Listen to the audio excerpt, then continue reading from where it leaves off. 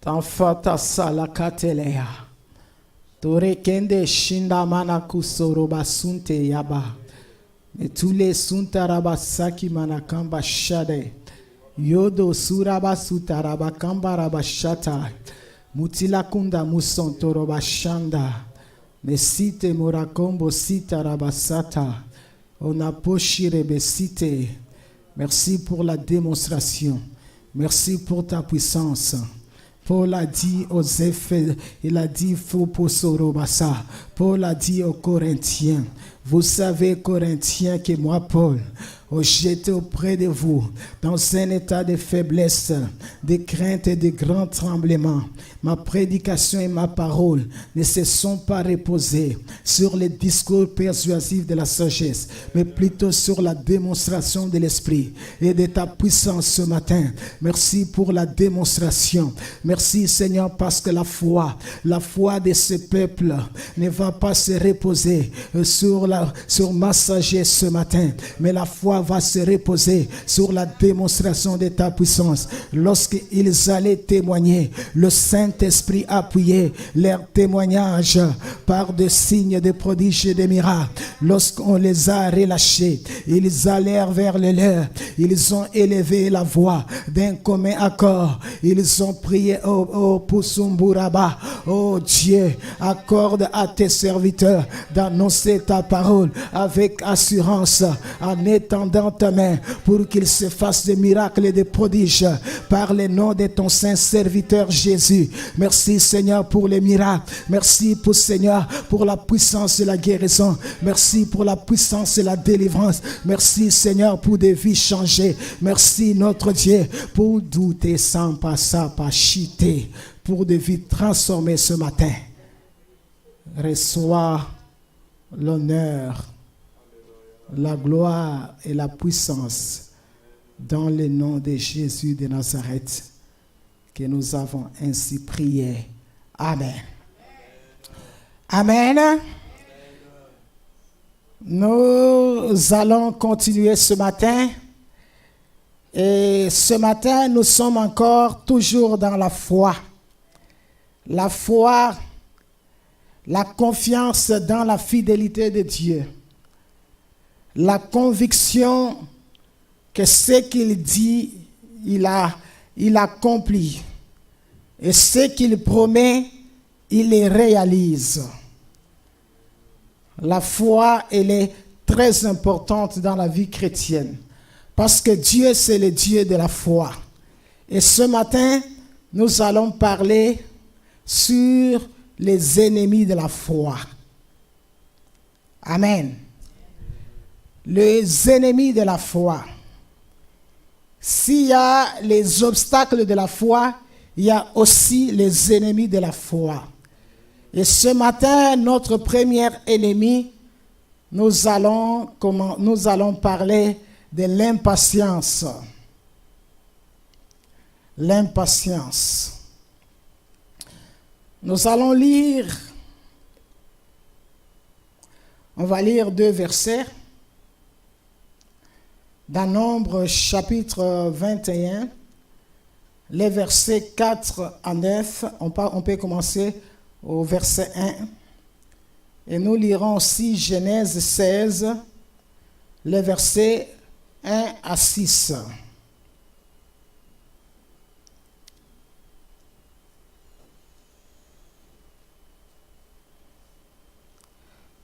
La Bible dit, les rois d'Arad, Cananéens, qui habitaient le Midi, après qu'Israël qu'Israël venait par les chemins d'Atarim. Il combattit Israël et est maintenant des prisonniers.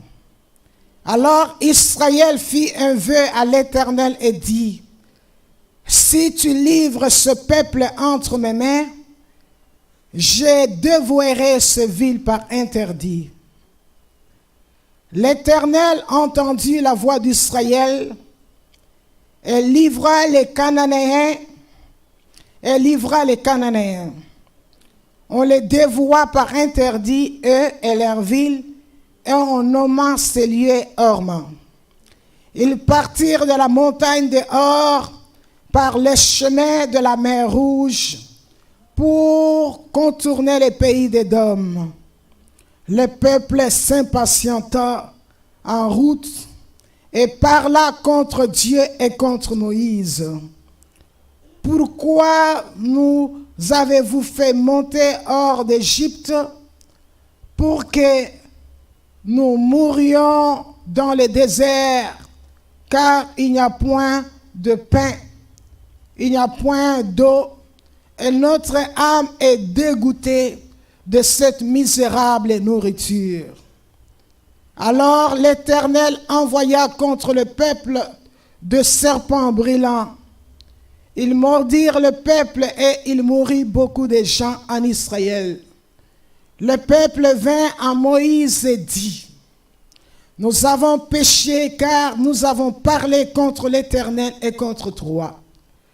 Prie l'Éternel afin qu'il éloigne de nous ces serpents. » Moïse pria pour le peuple et l'Éternel dit à Moïse, « Fais-toi un serpent brûlant et place-le sur une perche.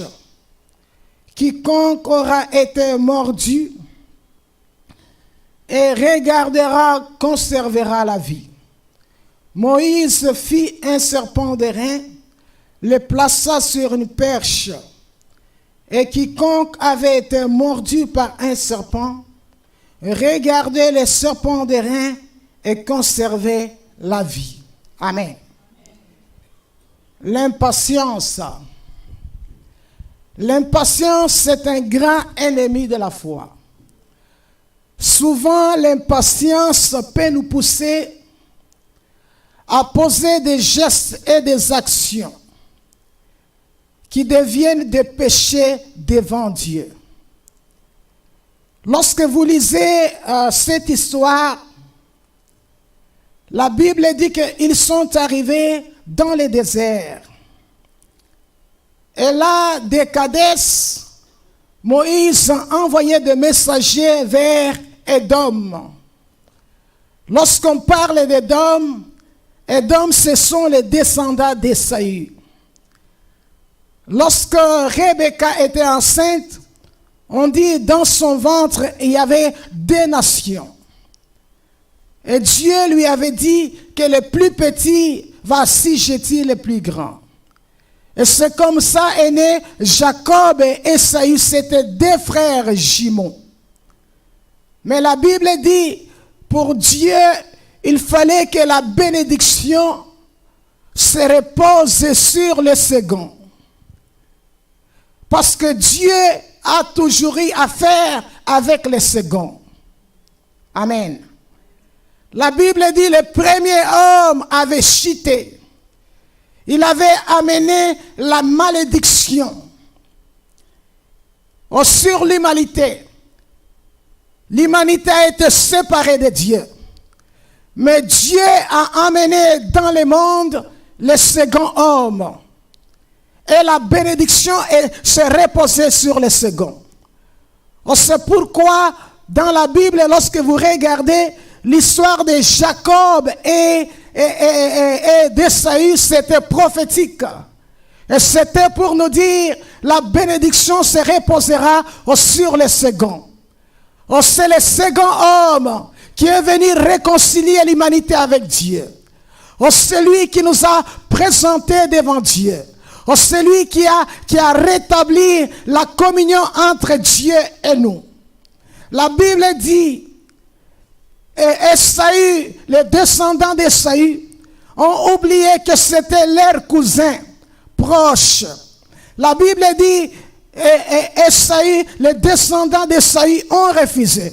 Ils ont été clairs. Ils ont dit à Moïse et à ses messagers, si vous osez passer dans Édom, nous allons sortir contre vous. Et la Bible nous dit, lorsque Moïse a reçu la réponse, Et la Bible dit, et c'est comme ça qu'ils sont sortis pour aller combattre Israël. Mais la Bible dit parce que Israël devait respecter la parole de Dieu. Dieu avait dit à Israël, oh, je ne te donne pas à Édom, parce que Édom, je l'ai donné aux descendants d'Esaïe, comme il avait parlé pour Moab et pour les Édomites. Et la Bible dit, les enfants d'Israël ont contourné. Ils ont même dit, écoutez mes frères, nous allons passer dans votre pays, mais tout ce que nous allons manger, nous allons acheter, nous allons boire. Et tout ce que nous allons boire, nous allons les boire à prix d'argent. La Bible dit, ils ont été catégoriques et ils ont refusé. Et c'est comme ça que la Bible nous dit, il y a eu le roi de Canaan qui est sorti. La Bible dit, ce jour-là d'abord, le peuple a connu la défaite, tout en ayant la promesse de Dieu. La Bible dit que Israël a fait un vœu à l'Éternel. Et c'est comme ça que Dieu lui a donné la victoire. La Bible dit, il fallait maintenant contourner le pays d'Édom. Au lieu de passer dans le pays d'Édom, il fallait contourner. Parce que Édom était une raccourci. Mais il fallait faire le contour. Le pays, le chemin devient très long. Des fois, on a l'impression que lorsque Dieu nous donne des promesses, le chemin de l'accomplissement est toujours long. La Bible dit, lorsque Israël est sorti de l'Égypte, il y avait le chemin le plus court, le chemin des Philistins. En 3 jours, ils seront en Canaan. Mais Dieu a choisi le désert. Parce que le Seigneur devait préparer ce peuple à aller jouir de la bénédiction dans la terre promise. Et c'est toujours la bonté de Dieu. Parce que Dieu ne veut pas qu'une bénédiction soit une pierre d'achoppement pour nous. Parce que chaque bénédiction doit nous amener à aimer Dieu. Chaque bénédiction doit nous attirer encore vers Dieu. Chaque bénédiction doit nous faire entrer dans une autre dimension d'intimité avec Dieu. La Bible dit que c'est comme ça que le chemin était long. Il devait contourner Édom. La Bible dit que ce peuple s'impatienta. Vous savez, l'impatience peut pousser au murmure. L'impatience peut pousser à prendre des raccourcis, à se rebeller contre Dieu. L'impatience peut nous pousser à prendre des résolutions qui sont contraires à la volonté de Dieu. La Bible dit que ce jour-là, le peuple s'impatienta parce que le chemin était long. Ils devaient contourner Édom. Ils ont commencé à murmurer contre Dieu et contre Moïse. Pourquoi nous a-t-il amenés dans ce désert? Pour que nous mourons, nous avec nos enfants, que nous mourons de pain, que nous mourons de faim. La Bible dit que ce peuple a commencé à oublier l'esclavage, il a oublié les travaux durs, il a oublié comment est-ce que les Égyptiens les maltraitaient. Ils ont commencé à penser aux concombres, aux pots de viande qu'ils mangeaient lorsqu'ils étaient en Égypte. Ils ont oublié que ces jours-là ils sont sortis, l'esclavage avait pris fin. Vous savez, Satan amène toujours les chrétiens à oublier comment ils étaient misérables lorsqu'ils étaient sans Dieu. Vous ne pouvez pas me dire ce matin que lorsque Jésus était hors de votre vie, vous étiez heureux. Non, vous étiez malheureux. Vous n'aviez pas la joie, vous n'avez pas la paix. Mais la Bible nous dit, Dieu dans son amour, aussi Israël a été libéré de l'oppression des Égyptiens. Dieu a envoyé son fils. Il a accepté qu'il meure à la croix pour que ce matin, moi et toi, nous soyons libérés de l'oppression de Satan. Que nous soyons libérés de l'emprise de péché, pour que ce matin nous soyons des enfants de Dieu. La Bible dit, ils ont oublié qu'ils étaient opprimés, qu'ils étaient oppressés. Vous savez, beaucoup de chrétiens commettent l'erreur des enfants d'Israël. Mais bien aimés, nous ne devons pas oublier la parole de Dieu. Dieu. Les jours où Dieu a envoyé Moïse pour les libérer de l'esclavage de l'Égypte, Dieu n'a jamais dit, je vous envoie dans le désert pour que vous ayez mourir de faim. Ils ont même commencé à mépriser la manne en disant que notre âme est dégoûtée de cette misérable nourriture. Pourtant, c'était un miracle que Dieu avait fait pour eux. Quel mépris! Ils ont commencé à dire à Dieu, oh, c'est pour nous tuer, oh, c'est pour que nous mourons de faim, oh, c'est pour que nous tombons dans le désert. Parce qu'ils avaient oublié la parole de Dieu. Ils avaient oublié que Dieu n'a jamais dit que c'est pour mourir dans le désert. L'Église et les chrétiens, nous devons retourner dans les Écritures. Nous devons retourner dans la parole de Dieu. Nous devons nous rappeler dans chaque circonstance de nos vies ce que Dieu a dit. Peu importe les circonstances, parce que Dieu est capable dans le désert, il est capable de dresser une table. Dieu est capable de changer les circonstances de nos vies. La Bible dit, parce qu'ils avaient oublié la parole de Dieu, ils ont été aveuglés. Ils avaient une mauvaise perception de Dieu. Ils avaient la vision de Dieu, d'un Dieu qui va les tuer dans le désert. Combien de chrétiens aujourd'hui sont en train de parler contre Dieu? J'ai toujours trouvé que c'est la chose la plus horrible quand un chrétien commence à accuser Dieu. Comment est-ce que Dieu n'a pas été bon pour lui? Comment est-ce que Dieu l'a laissé? Comment est-ce que Dieu l'a abandonné? La parole de Dieu nous dit, oh, une mère oublia-t-elle l'enfant qu'elle allait? N'a-t-elle pas pitié des fruits de ses entrailles? Aussi elle pouvait l'oublier. Moi, l'Éternel ton Dieu, oh, je ne t'oublierai jamais. La Bible dit que c'est comme ça qu'ils ont péché contre Dieu. Et la Bible dit, Dieu a envoyé des serpents brillants dans le désert. Les serpents ont commencé à les mordre. Et beaucoup de gens sont morts dans le désert. Et c'est alors qu'ils ont reconnu leur péché. Ils sont allés dire à Moïse, nous avons péché contre toi et contre Dieu. Nous avons parlé contre toi et contre Dieu. La Bible dit Dieu pour donner la solution. Mais le mal avait été fait. Parce qu'il y a des gens qui sont morts. Mais bien aimé, beaucoup de chrétiens sont déjà morts spirituellement. Ils sont devenus morts. Oh, c'est la sécheresse spirituelle. Pourquoi? Parce que les murmures contre Dieu. Les murmures. Les gens oublient la bonté de Dieu. Les gens oublient que Dieu a été bon pour nous. La Bible dit, lui qui n'a pas épargné son Fils bien-aimé, l'a donné pour nous. Comment ne nous donnera-t-il pas toutes les choses avec lui? Aussi nous avons Jésus, Dieu nous donnera toutes les choses avec lui. Mais le temps de Dieu, c'est le meilleur temps. Dieu fait toutes les choses belles en son temps. À cause des murmures, les plaintes aujourd'hui, la vie de Dieu, le Saint-Esprit a été éteint dans la vie de beaucoup de chrétiens. Les gens connaissent la sécheresse. Ils sont morts spirituellement à cause des murmures. Mais ces jours-là, la Bible dit, Dieu a dit à Moïse, Moïse, fais-toi un serpent brillant. Tu vas le mettre sur une perche. Tout celui qui sera mordu par un serpent dans le désert, dès qu'il tourne le regard, il regarde le serpent brillant, il aura la vie sauve. Et c'est comme ça que Moïse a fabriqué ce serpent. Parce que Dieu lui a dit, il a mis le serpent sur une perche. Et la Bible dit, tous ceux qui étaient mordus dans le désert par le serpent venimeux, lorsqu'ils regardaient le serpent sur une perche, ils avaient la vie sauve. Ça n'a pas de sens. Les gens qui connaissent le venin des serpents, on va te dire, mais ça n'a pas de sens. Quelqu'un est déjà mordu.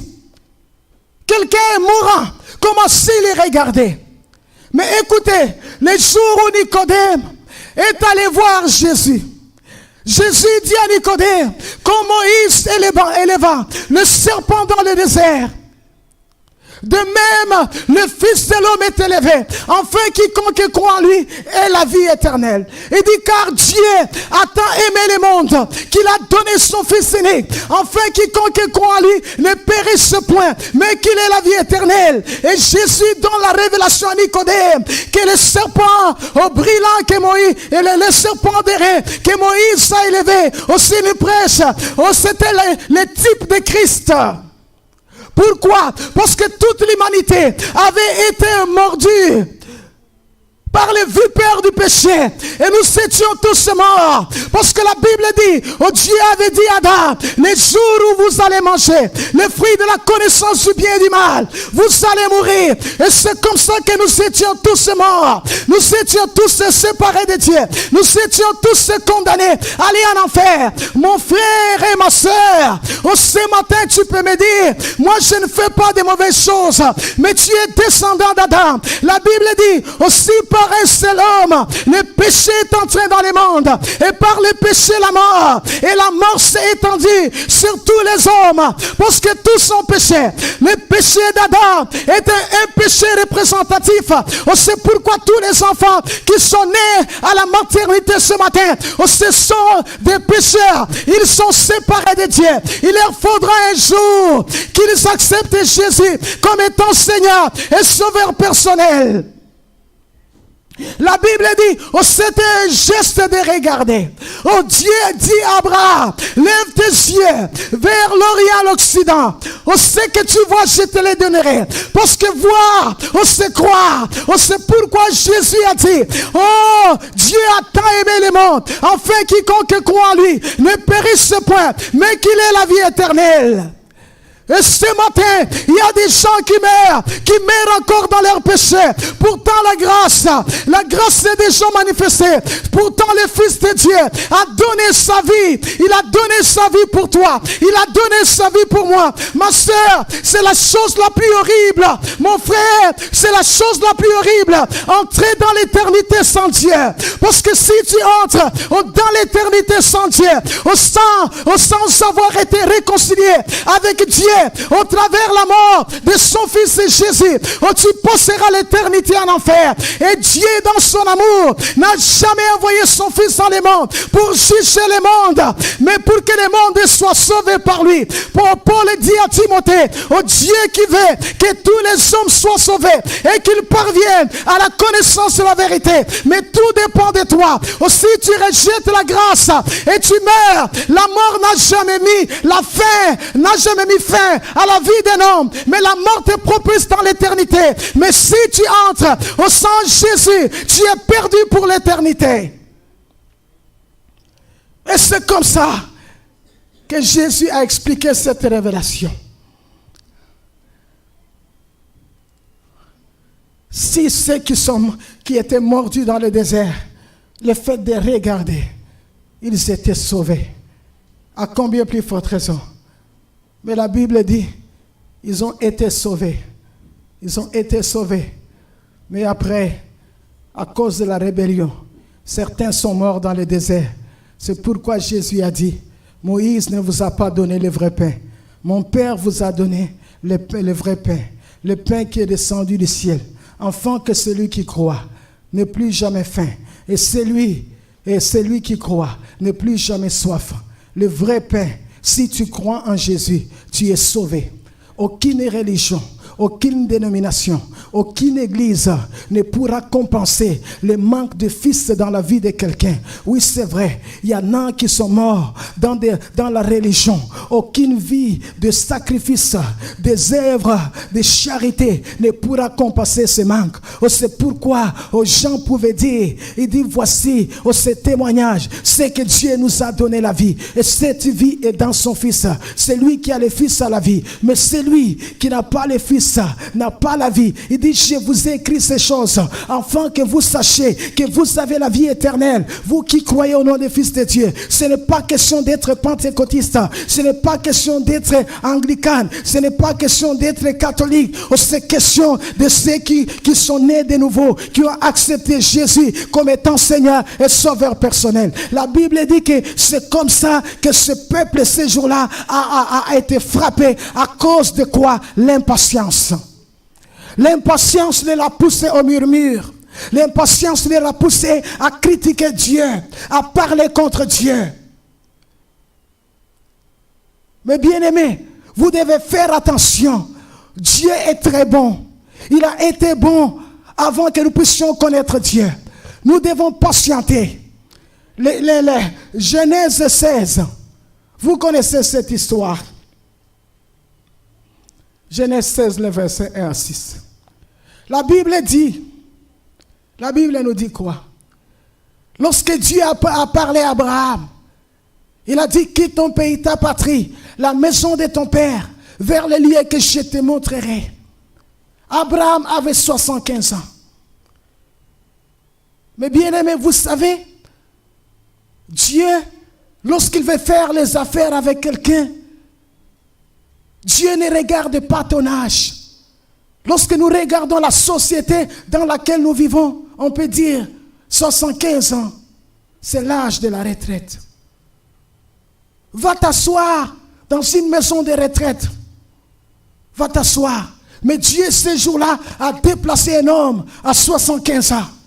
Abraham, je cherche un partenaire. Je veux bénir le monde. Un partenaire de foi. Vas-tu croire dans mon projet? Et Abraham a cru. Il est sorti. La Bible dit, 10 ans après, au Saraï, Genèse 16, le verset 1 à 6.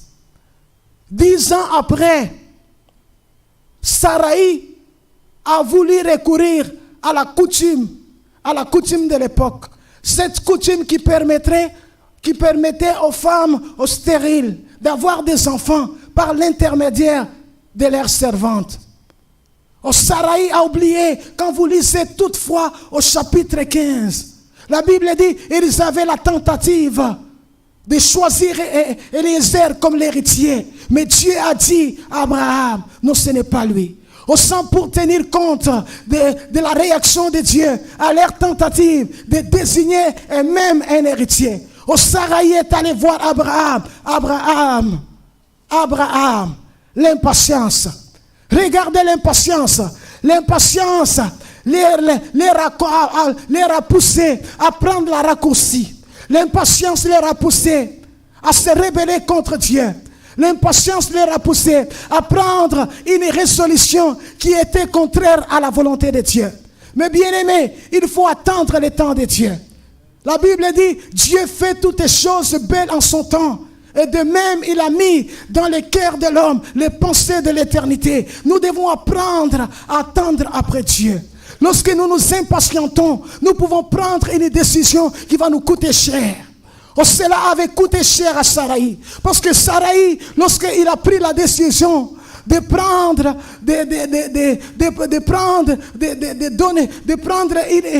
une solution rapide au problème de sa stérilité, Saraï n'avait pas prévu le mépris d'Agar.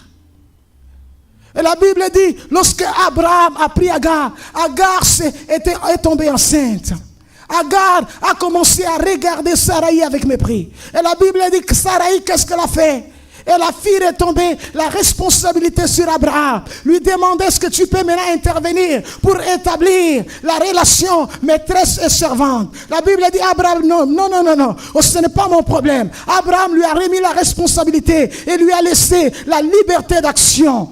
Parce que vous allez comprendre, les plus coupables, ce n'était pas Abraham. Les plus coupables, c'était Saraï. C'est elle qui a demandé. Vous savez, dans l'ancien temps, ça faisait l'honneur de toutes ces femmes. Lorsqu'elles n'étaient plus capables de donner les enfants à leur mari, de prendre leurs servantes et de les donner à leur mari. Mais les servantes restaient les servantes parce que c'était des esclaves qu'elles avaient achetés. Mais la Bible dit, Agar a commencé à mépriser Saraï. Et c'est comme ça, Saraï a maltraité Agar et Agar a fui. Mais bien aimés, nous devons pas. Nous devons patienter. Dieu est fidèle. Dieu prend le temps qu'il met patient. Attends de Dieu. Parce que si tu te rebelles contre Dieu, qui va payer les conséquences.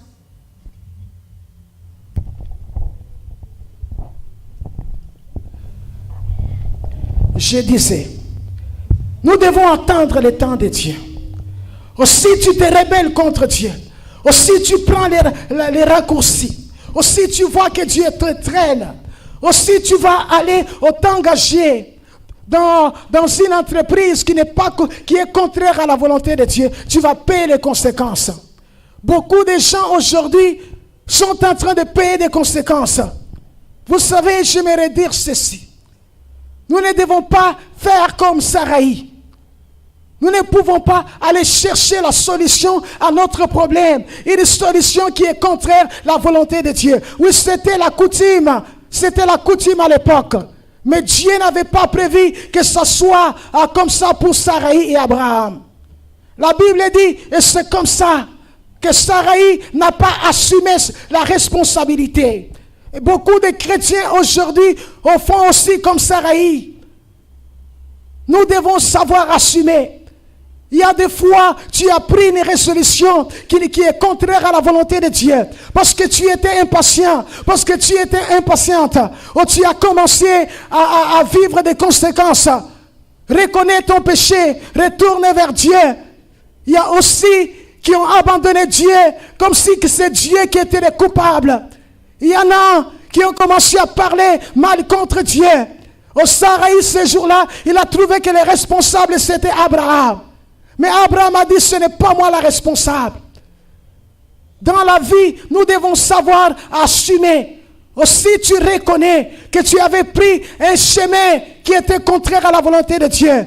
Arrête-toi. Répands-toi, retourne. Dieu est un Dieu bon. C'est un Dieu miséricordieux. Regardez même l'erreur, l'impatience d'Abraham et Saraï n'a pas arrêté le projet de Dieu. Mais la Bible nous dit, lorsque Agar a fui, l'ange de l'Éternel a rencontré Agar. Qu'est-ce que l'ange a dit à Agar? Rentre, va t'humilier. Amen. Vous savez, Dieu est très bon. Il y a certains principes bibliques que nous ne pouvons pas violer aujourd'hui. Le principe de la grâce, la soumission à la grâce, l'attachement à la grâce. Agar avait oublié que Dieu l'avait béni à cause de Saraï. Bien que ce n'était pas dans la volonté de Dieu. Mais Dieu l'a béni à cause de Saraï. Regardez Lot. Lot avait fait l'erreur. Oui, c'est vrai, Abraham, lorsque Dieu a dit à Abraham, quitte ton patrie, ton pays, la maison de ton père, vers les lieux que je te montrerai. Il n'avait pas dit, Amen avec toi, Lot. Mais la Bible nous dit quoi? Abraham a pris Lot parce que c'était son neveu. Oh, Lot était un orphelin. Et je pense par compassion, il a dit, je prends mon neveu. Regardez dans la Bible, il y a des hommes et des femmes que Dieu a bénis à cause de seulement leur attachement à quelqu'un. La Bible dit Dieu a béni Laban à cause de Jacob. Et Dieu a béni Potiphar à cause de Joseph. Et Dieu a béni, elle a béni Marie à cause de Joseph. Et Dieu a béni Ruth la Moabite à cause de Naomi. Vous devez savoir, oui c'est vrai, nous sommes tous, Dieu nous a bénis à cause de Jésus. Mais il y a certaines personnes, oh Dieu, à cause de la grâce qui est sur leur vie, à cause de l'appel sur leur vie, oh Dieu nous bénit parce que nous sommes attachés à eux. Les jours tu te sépares d'une telle personne, les jours tu ne reconnais pas que c'est à cause de la grâce de tel que Dieu t'a béni, tu te prives de la bénédiction. Regardez, Lot se retrouvait à Sodome et Gomorrhe parmi les grands pécheurs parce que Lot avait oublié que Dieu le bénissait. Aussi il avait maintenant beaucoup de serviteurs et c'était à cause d'Abraham. Mais la Bible dit, ici nous parlons de l'impatience. Vous savez, au début de notre foi, lorsqu'on a connu Jésus comme étant Seigneur et Sauveur personnel, notre Père spirituel avait une équipe qu'on appelait Jeunesse pour Christ en mission. On a connu des sœurs des sœurs qui nous ont communiqué la foi, les sœurs qui nous ont inspirés, qui nous ont donné l'envie de servir Dieu, d'aimer Jésus, des sœurs, lorsqu'elles priaient, mes bien-aimés, vous sentez que le feu descendait. Et je me rappelle des lignes de ces sœurs, et j'ai revu quelques années plus tard. Elle attendait un mari, et elle comptait sur un homme. Et cet homme s'est tourné vers une autre sœur. Et la sœur est allée épouser un païen. Et lorsque je l'ai revu, il était misérable. Elle était misérable plutôt. Elle a perdu sa beauté. Tu regardes la jeune femme qui était belle. Et tu la regardes, tu ne la reconnais plus. Pourquoi? L'impatience. Je me rappelle quelques années avant, pendant que je servais comme étant pasteur assistant dans l'église où j'étais, j'ai reçu une sœur dans mon bureau. Elle avait 3 enfants avec un mari violent, un mari qui la battait. Elle a commencé à m'expliquer son histoire. Il dit, pasteur Ruth, mon pasteur ne voulait pas. On a commencé à vivre même on a eu une relation. On a commencé à vivre sans les mariages. Mon pasteur était très fâché. Il n'a pas été capable de célébrer notre mariage. Et aujourd'hui, je le regrette. Parce que cet homme, c'est un homme violent. L'impatience. Combien de chrétiens aujourd'hui? Ma soeur, mon frère, moi j'aimerais te dire ceci. Comme disait un pasteur, vaut mieux être seul avec Dieu, attendre le temps de Dieu, que d'aller prendre quelqu'un qui n'est pas dans la volonté de Dieu. Oh, tu peux me dire ce matin, oh, mon âge avance.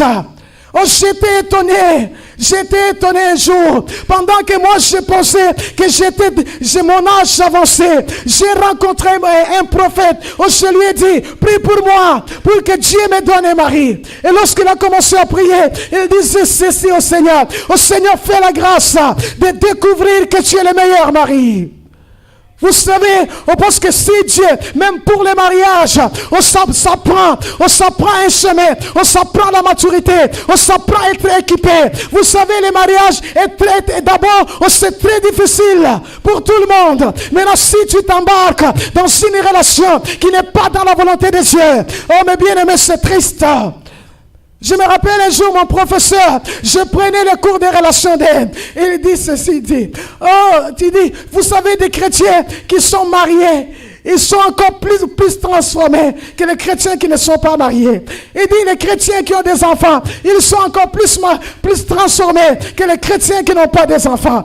Moi, pendant ce temps-là, j'étais célibataire. Je les regarde, je dis, mais de quoi il parle? Mais le jour où je me suis marié, j'ai compris. Parce que chaque jour, tu as un défi. Tu as un homme devant toi, tu as une femme devant toi qui peut t'énerver, qui peut faire des choses qui ne te plaisent pas. Mais tu tiens à rester avec lui. Tu tiens à l'aimer parce que tu dois plaire au Seigneur. Prenons encore un mari. Tu peux dire, des jours, je m'absente dans ta présence. Et les enfants, tu peux les mettre où? C'est pourquoi, mes bien-aimés, il faut avoir Jésus. Parce que comme à Cana, Jésus était là. Lorsqu'il y a eu les problèmes de vin, la Bible dit, la solution à ce problème était là. Oui, c'est bien de se marier. Nous voulons nous marier au temps de Dieu. Nous voulons nous marier avec l'homme et la femme que Dieu avait prévu pour nous. Parce que si nous nous impatientons, nous allons les regretter. Oui, c'est vrai, on peut se tromper dans la carrière, dans les études, on peut changer. Mais lorsqu'on est marié, le Seigneur a dit, il n'y a pas question de divorcer. Aussi, tu divorces, tu ne vas pas te remarier. La Bible dit, il n'y a que question d'adultère. Beaucoup de gens aujourd'hui, ils sont là, c'est des mariages bidons. Pourquoi? Parce que les gens pensaient que Dieu avait traîné, Dieu avait pris beaucoup de temps. C'était un long chemin. Attendre la promesse de Dieu. L'impatience. Deuxième. Le découragement.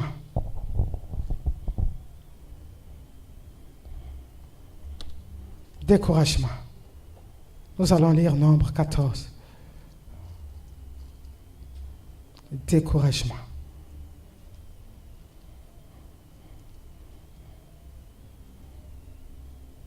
Nombre 14, le verset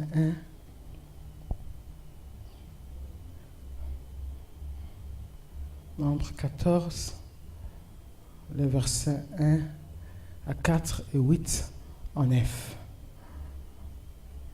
Nombre 14. La Bible dit quoi? Écoutez. Nombre 14.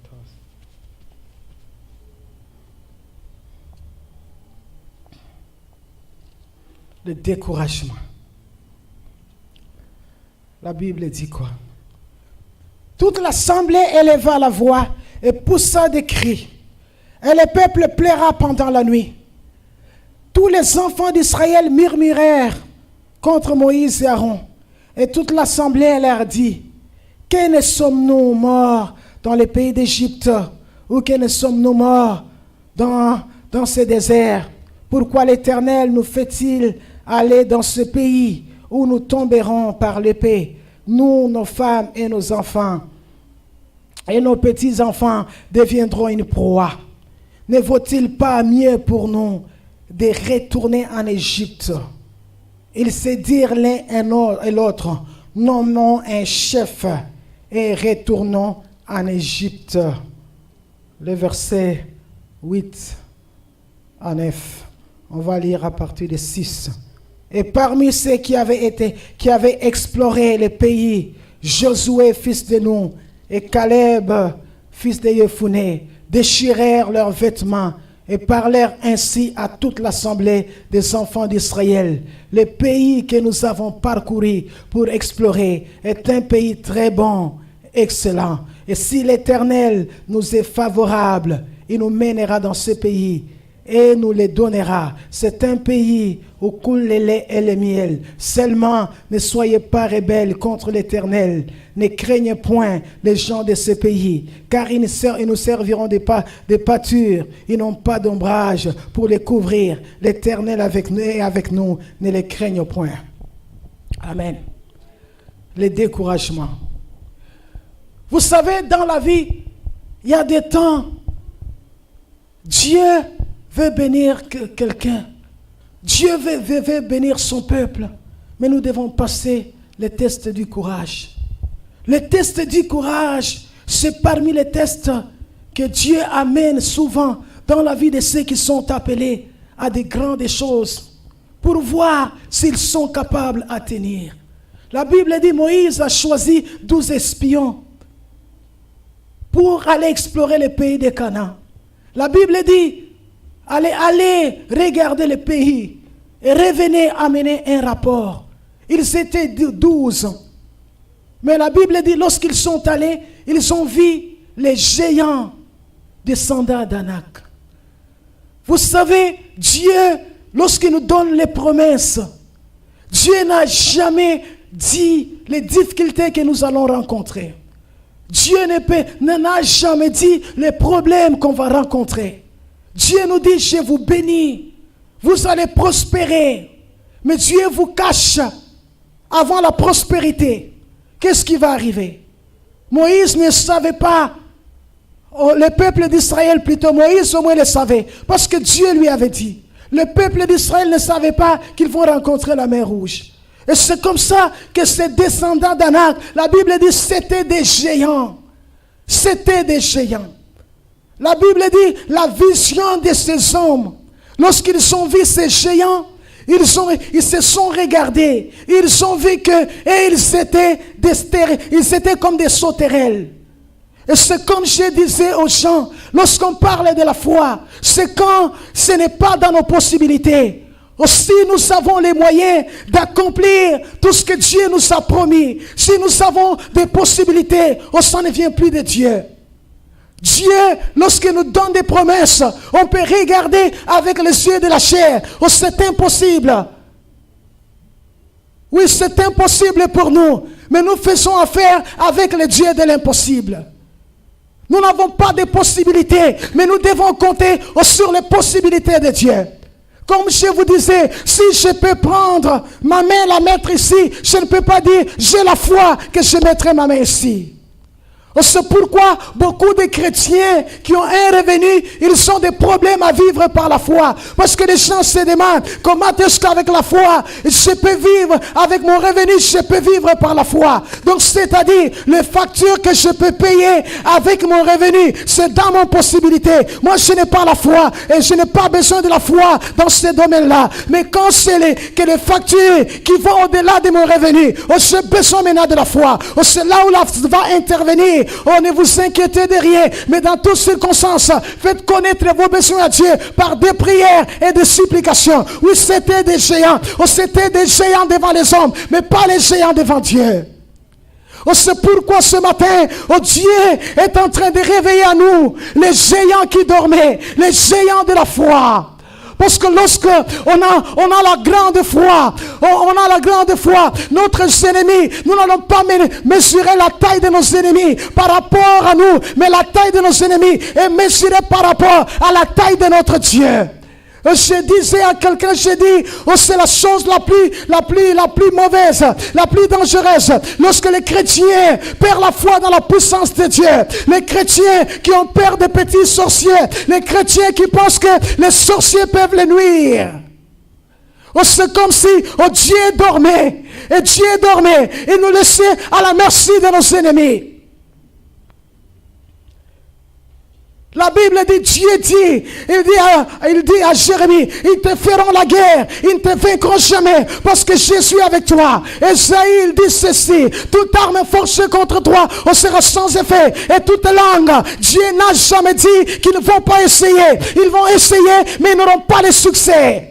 Parce que le Seigneur a dit, il ne permettra pas que ton pied chancelle. Oh, celui qui te garde, il ne sommera point. Il ne sommeille ni ne dort. Oh, Élie s'est moqué de Dieu des Baals. Un Dieu qui peut dormir, qui peut être en voyage, qui peut être occupé. Mais celui que nous adorons, la Bible dit, il est le très haut. Il est le très haut sur toute la terre. Oh, c'est comme ça que la Bible dit, il est redoutable par-dessus tous les dieux. La Bible dit, les dieux des nations sont des idoles, mais l'Éternel a fait le ciel et la terre, le Dieu qui combat, le créateur du ciel et de la terre, le Dieu qui veille.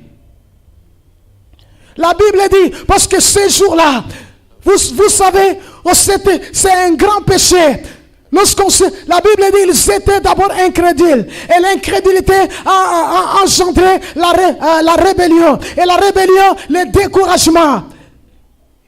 Lorsqu'ils ont vu, ils sont venus dire aux autres, oh, c'est un pays beau, qui coule là où il coule les miel. Les promesses, ce que Dieu a dit est vrai. Mais il y a les descendants d'Anak. Ils ont donné un mauvais rapport. Mais bien aimé, ma bouche et ta bouche doivent communiquer la foi. Nous ne pouvons pas être des instruments du diable par lesquels le diable pourra décourager les autres. Vous savez, la Bible dit, lorsque les enfants d'Israël sont sortis de l'Égypte, il y avait ce qu'on appelait les ramassis. Les ramassis, c'était des non-juifs. Oh, qui ont eu plaisir en voyant les miracles, en voyant la puissance de Dieu. Ils ont décidé d'aller avec Israël. Mais la Bible dit, ce sont les ramassis qui ont incité les enfants d'Israël à la convoitise dans le désert. Ils ont commencé à convoiter la viande. Et c'est comme ça que ce peuple s'est rébellé contre Dieu. Pourquoi? Parce qu'on a besoin de communiquer la foi. Si vous n'avez pas à dire, taisez-vous. Nous devons communiquer la foi à nos frères. Nous devons les encourager. C'est pourquoi nous devons parler le langage du ciel, le langage de la parole de Dieu. Parce que la Bible dit, la foi vient de ce qu'on entend. Et ce qu'on entend, vient de la parole de Christ. Oui, c'est vrai. Oh, c'est vrai, c'est impossible à tes yeux. Oh, ça n'a pas de sens. Mais Dieu l'a dit. Encourage les frères, exhorte-les, fortifie-les.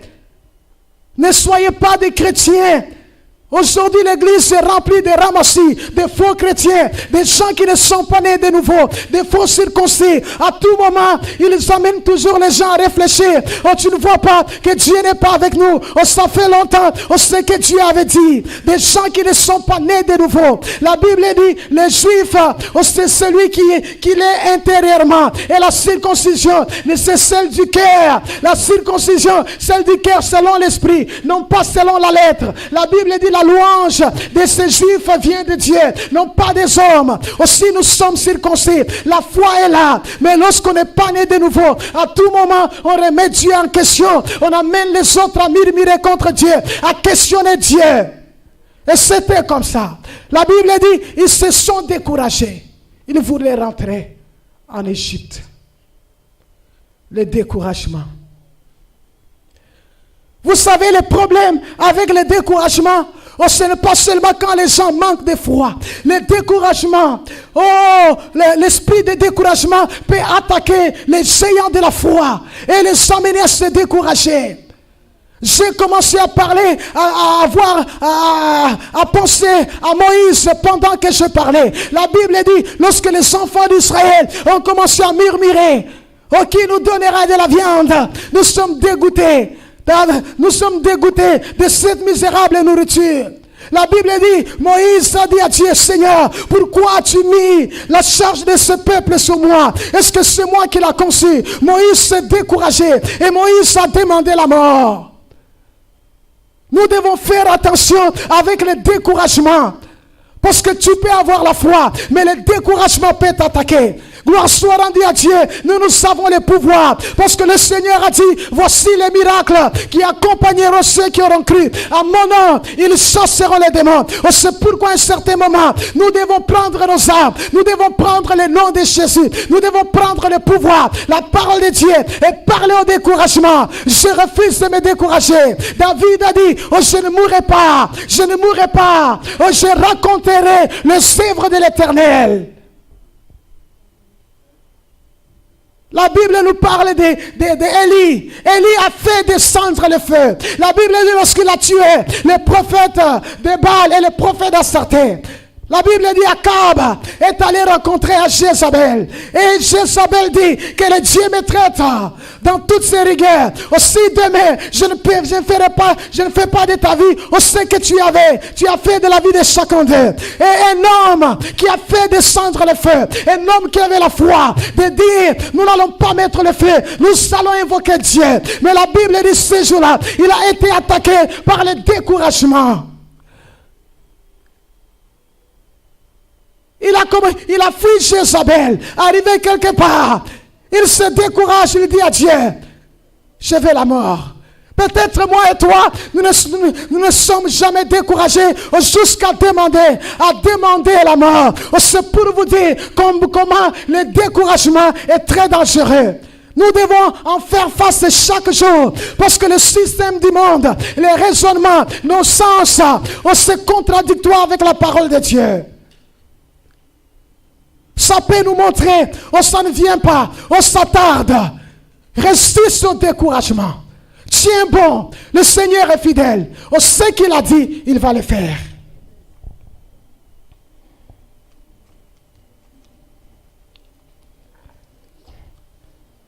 Troisième.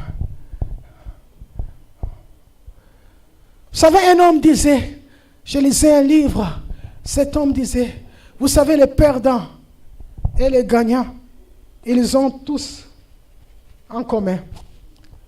Quoi? Les échecs. Les gagnants ont persévéré. Les perdants ont abandonné. C'est comme ça que Caleb et Josué ont été récompensés. Ils sont entrés dans la terre promise. Ils ont vu ce don à quoi ils avaient cru. Dieu avait dit aux 10, je vais vous accorder selon ce qui est sorti de votre bouche. C'est pourquoi vous devez faire attention de ce que vous êtes en train de dire.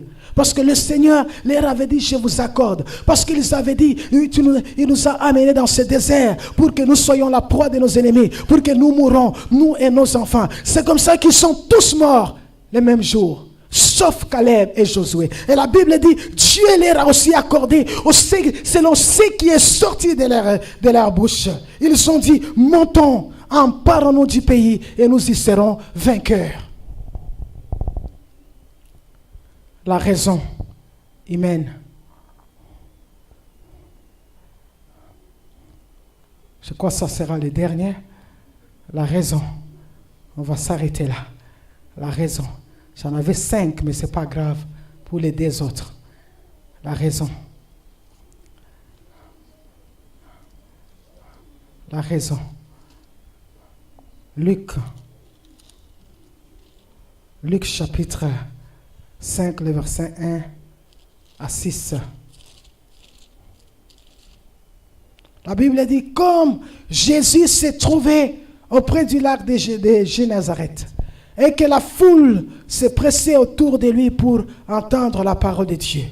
Il vit au bord du lac 2 barques, d'où les pêcheurs étaient descendus pour laver leurs filets. Il monta dans l'île de ces barques qui étaient à Simon, et les pria de s'éloigner un peu de terre. Puis il s'assit, et de la barque il enseignait la foule. Lorsqu'il eut cessé de parler, il dit à Simon, avance en pleine eau et jetez vos filets pour pêcher. Simon lui répondit, Maître, nous avons travaillé toute la nuit sans rien prendre, mais sur ta parole, je jetterai le filet. Amen.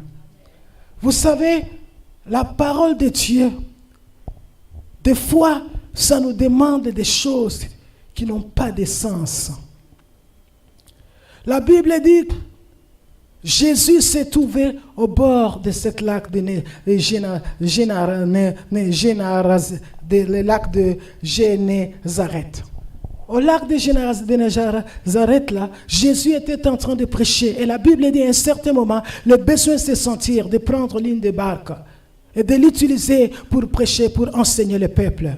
Et la Bible dit que la barque était la barque de Pierre. Et c'est comme ça que Pierre, avec tous ses amis pêcheurs, ils ont passé toute la nuit à pêcher. Mais ils n'ont rien pris. Logiquement, selon la raison humaine, les poissons, c'est la nuit que vous allez les attraper. Parce que les matins, lorsqu'il y a le soleil et le bruit, les poissons se dispersent. Mais la nuit, c'était ça, logiquement, selon la pêche, selon la raison des pêcheurs, c'est comme ça que ça doit se faire. Mais ces jours-là, voyons, le Seigneur dit à Pierre, jette ton filet en plein eau et pêche les poissons. Et Pierre comprend, ce que lui demandait le maître. C'était illogique. Selon les lois de la pêche, ça ne marchait pas. Il fallait pêcher la nuit. Mais il dit, sur ta parole, je vais jeter le filet. Beaucoup de chrétiens, nous avons un problème aujourd'hui. Parce que nous pensons que Dieu doit nous demander des choses qui ont des sens. Non, Dieu ne nous demandera pas des choses qui ont des sens. Mais Dieu, c'est le créateur des sens. J'ai commencé à penser aux noces de Canaan. Allez rencontrer aujourd'hui les vignobles. Et dites-le, prenez l'eau dans des vases. Puisez seulement l'eau. Et le fait d'aller amener l'eau à l'organisateur, non, c'est chance en vain. Mais c'est fou ça. Parce que selon les vignobles, ça prend des raisins, ça prend fermenter pendant des années et des années. Ça prend ça. Mais lorsqu'il n'y avait pas de vin, Marie a dit seulement aux serviteurs, faites ce qu'il vous dira. Et le Seigneur a dit, prenez des vases, poussez de l'eau. On a poussé de l'eau, maintenant on fait quoi? Amener à l'organisateur. Et c'est comme ça que cette eau s'est changée en vin. Et c'est le problème que nous avons. Mais bien aimé, vous savez, je vous ai expliqué cette histoire. J'étais épaté. Je regardais toujours un pasteur que Dieu utilise beaucoup dans la puissance et les miracles. Elle appelle une femme. Elle dit à cette femme, oui, ça fait quelques jours que tu as avorté. Et tu as avorté Parce que ça faisait, je pense que c'était au 7e ou 8e grossesse. Elle a dit que le diable avait décidé que tu n'auras plus d'enfant. Elle s'est réveillée à l'hôpital, dans son lit, elle saignait. Elle arrive à l'hôpital, on a tout lavé le ventre. Maintenant, le pasteur dit, j'entends Dieu qui me dit, nous n'allons pas passer à la prochaine grossesse. Parce que cette grossesse, c'est le diable qui l'a volée. Il dit, nous allons prier pour que l'enfant retourne dans le ventre. Mais bien aimé, allez demander aux médecins. Ils vont vous dire quoi? Votre tête ne marche plus bien. Aussi, médicalement, selon la médecine, c'est impossible. La femme a déjà avorté. On a déjà fait le curetage. On a déjà lavé son ventre. C'est fini. Il faut attendre la prochaine grossesse. Mais le pasteur a dit à la femme, viens ici, mets-toi là. Nous allons prier pour que Dieu retourne cet enfant tout de suite. Et c'est comme ça qu'il a... C'est fou ça. C'est fou. Est-ce que vous pouvez expliquer ça? Si vous avez besoin d'aller vérifier ça, je vais vous donner ce site-là. Vous allez voir ça. Le pasteur a mis la main. Il a commencé à prier. Il a commencé à prier. Il a dit, je sens la vie. Le Seigneur a retourné la vente. C'était un dimanche. Le lundi, la femme est allée faire l'échographie. Elle est revenue avec les résultats. Positif, le bébé était là. Mais bien aimé, où sont des chrétiens qui peuvent dire, nous devons être des fous pour Dieu. Parce que nous voulons voir la puissance de Dieu. Qu'est-ce que tu peux expliquer ça? Les médecins ne peuvent pas, vont te dire, mais vous avez perdu la tête.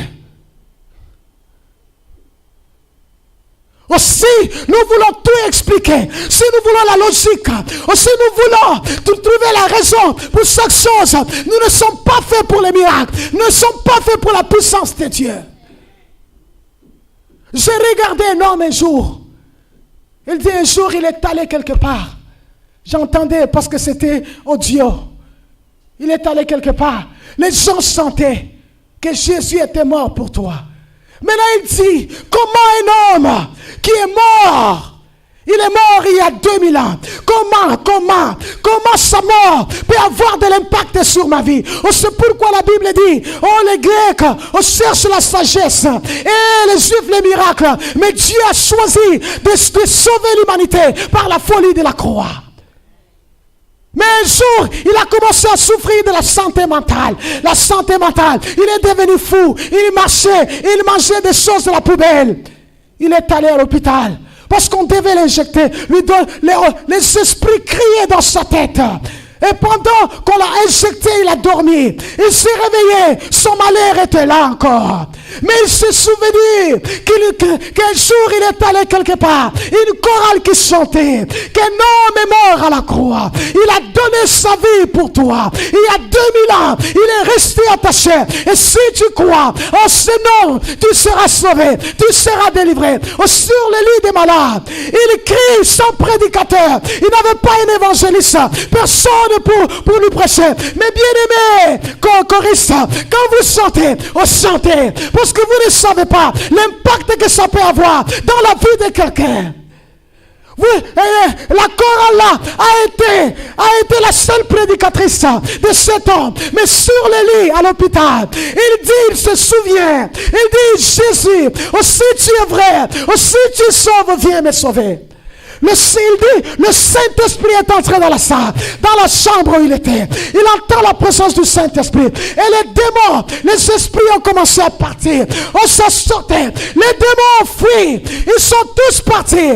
Parce que c'est devant ce nom. Et c'est le nom qui sauve. Et c'est le qui délivre. Et c'est le qui guérit. Le nom de Jésus. Mais c'est comme de la folie. Il voulait la logique. Comment un homme qui est mort à la croix.